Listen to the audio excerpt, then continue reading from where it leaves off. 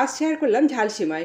এর জন্য গাজর, আলু, পেঁয়াজ আর এক টুকরো আদা আমি ভালোভাবে কুচিয়ে নিয়েছি কিছু বাদাম, কিশমিশ। ফ্রাইং প্যানে 1 টেবিল চামচ সাদা তেল ও 1 চা চামচ ঘি দিয়ে গরম মশলা, তেজপাতা ফোড়ন দিয়ে একটু নেড়েচেড়ে এর মধ্যে কুচিয়ে নেওয়া আলু ও আদা কুচি দিয়ে দিলাম। গাজর ও পেঁয়াজ কুচিয়ে দিয়ে দিলাম।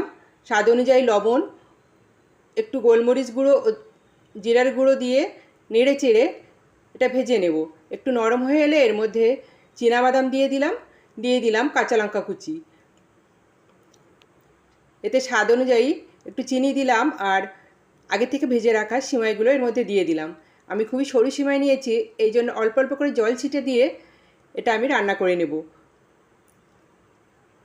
গ্যাসের ফ্লেম মিডিয়ামে রেখেছি।